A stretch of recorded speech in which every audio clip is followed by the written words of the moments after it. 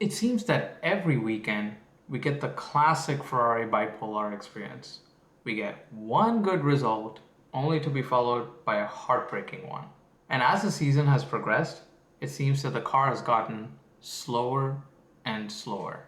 It's such a disheartening experience as a Ferrari fan, watching qualifying only to see the cars barely scrape by.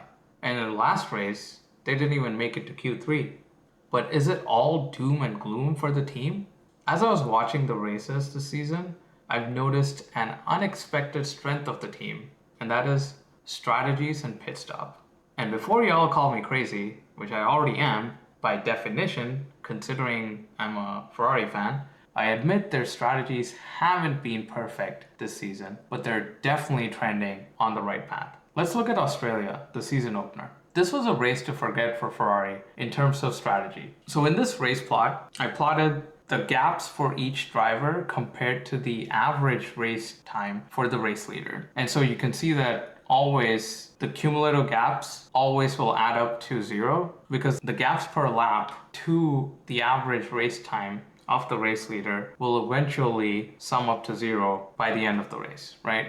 So that's why he is always going to be starting at zero and ending at zero. And that's Norris in this case. Whereas everyone else who is behind him is going to have a certain amount of gap. But that gap is going to be different at different stages of the race because they're either quicker or slower at different points of the race. And that really helps us see where some of the advantages and disadvantages someone can get from the strategy side. And so what I did was I filtered the laps from 7 to 57 because the first couple of laps were just behind the safety car.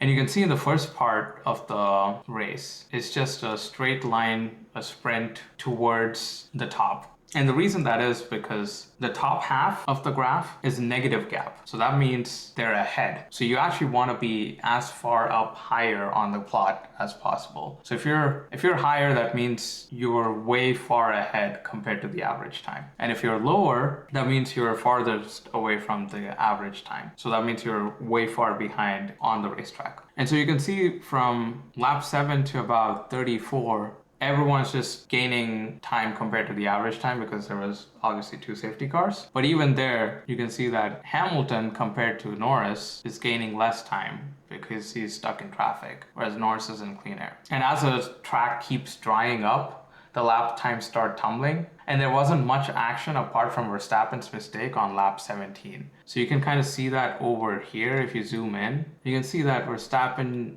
right over here makes that mistake and then gives that position to Piastri, and then Piastri continues, and Verstappen starts losing pace. And then you can see right up here that Piastri and Norris are like neck and neck, basically separated by no gap, whereas Verstappen is hanging back quite a bit farther out. But then Alonso crashes on lap 34 and it brings out the safety car. And then everyone darts into the pits to change the tires because the track was drying and everyone knew it was time for slicks and everything got neutralized in the race because everyone switched from intermediates to slicks. And so there wasn't necessarily any strategic component to it because everyone was in the pits. So it was basically net neutral. And so once they come out of the safety car period, they're racing again. But this time, the rain gods decided to throw another curveball, and there's a prediction for rain in a couple of laps.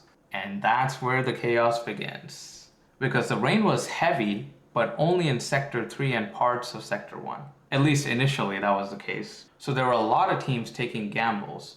The McLarens went into the pits and Max stayed out. And you can kind of see that over here where Max emerges as the leader, whereas the McLarens decided to go into the pits. And the same is true with the Ferraris also. They decided to stay out. And that's where you can see that tiny point over there. And that's the small section where Lewis was leading the race. He's gonna go! Lewis Hamilton leads on Ferrari debut. Charles Leclerc is second. Because Verstappen had already pitted. But in my opinion, I think Ferrari should have split the strategy. Because Leclerc spun on lap 44, and you can see that right here, where Leclerc has a little dip, whereas Hamilton continues on. Because Leclerc was actually ahead of Hamilton before that point. But because of that spin, now he's behind him. And so at that point, they should have split the strategy, with Hamilton continuing on in case the rain is minimal. And if the rain increases, now Leclerc is on better tires. And after the safety car for Lawson on lap 47, they would have made Leclerc finish right with the likes of Albon. And Ferrari were too slow to adapt to the evolving situation and weren't decisive enough to take a call to split the strategy. But in Miami, when the rain came down in the sprint, it was night and day difference on the strategy side. After the red flag and the restart, the track started drying as the cars made their way around the track. Everyone was on the intermediate tires, and there was going to be an inflection point where the slicks would be quicker since the track was drying fast. And you can see that right here. The lap times kept getting better and better for most of the drivers as the gap in the negative started increasing slowly and surely. But they knew there was going to be an inflection point where now the track has dried up too much and your intermediates are not going to be as fast, your slicks are going to be faster. Well, what is that point? That no one knows. And it's really crucial to figure out that point, because if you switch too early, the track is too wet and you lose time. And if you switch too late, you also lose time since you're overheating the worn out intermediates. And this is where Ferrari implemented the think fast, act quicker philosophy. As soon as they saw Tsunoda pitting on a lap 11, they looked at the data and made a decision after sector 1. So you can see Tsunoda pits right going into lap 11. And then the first sector isn't that great. It's on par, just slightly better than the leader, Piastri. Second sector, also not that great. But Ferrari knew if your lap time is equivalent to the lap time on intermediates, what the leaders are setting, that means as the track keeps getting drier, your lap time is going to improve. So Ferrari immediately brought Lewis into the pits in lap 12. And then you can see that for Tsunoda as well. He's massively improves in the last sector. And that's when you know that that was the perfect time to pit, because everyone, including all of the front runners, decided to pit 1 lap or 2 laps later, and that was way too late. Because you can see the trajectory of Lewis. He's gaining so much time that within 1.5 lap, he's already behind the back of Verstappen. And then by lap 14, you can see right here where the red line crosses the blue line, that's where he overtakes Verstappen. And if it wasn't for the safety car right here on lap 14, I think he would have even gotten Piastri, since he was on the softs and Piastri was on the mediums. And then by the time Piastri comes out of the pits and he's like getting the tires warmed up, Hamilton's already got his tires fully warmed up and he's on the attack.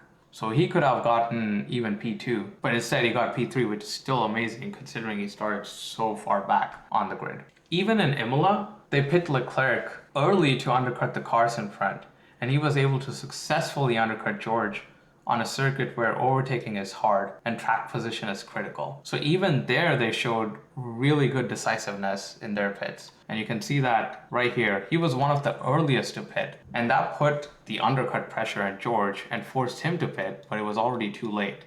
Leclerc had already passed him, and he was already way up ahead. Not only passed him, he was way up ahead. He already had quite a bit of margin, almost 5 seconds gap right here. And then they split the strategy this time and made Lewis go super long on his stint. And they were waiting patiently for a gap to avoid what Piastri had to go through, which was cutting across the traffic, because Piastri also pit early on lap 14, but then he was released into traffic and he had to cut his way through the traffic. And then he was basically behind Hamilton by the end of lap 29. It was only after that when he overtook him. But then by the time the safety car came out for Ocon, they pit Hamilton, but they also pit Leclerc. And this was amazing for Hamilton right here, because you get a free pit stop because of the safety car. And for Leclerc, it might not have looked that great, because they're like, well, we already pit Leclerc, now we're pitting him again. Even though you lose less time in the safety car, you're still pitting him again, and you still have a lot of ways to go. But you have to look at it from Ferrari's perspective on lap 30, when they don't know that there's going to be another safety car. Like, you don't know that you're going to have another safety car. So what they're thinking is, we put him now, put him on fresh hards, and go for a super long sprint towards the end of the race, and just manage your race pace till then. But once the safety car came out, they kept him out, and at least that way he gained track position, because you can see right here, he goes way ahead of Hamilton, he goes ahead of Albon, and he's like right there behind Piastri. So he gets track position. And because it's a difficult track to overtake, even though he's on used tires, it makes for really, like, the odds are not completely out of his favor.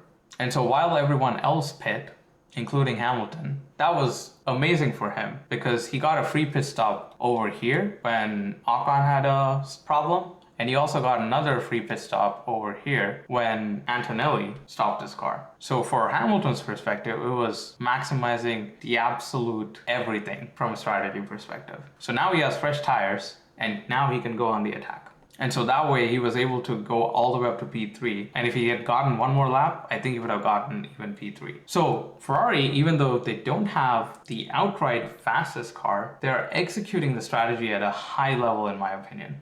They're definitely not perfect, but they are showing signs of improvement and decisiveness similar to Red Bull. What do you guys think? Is the pit wall still worthy of the meme?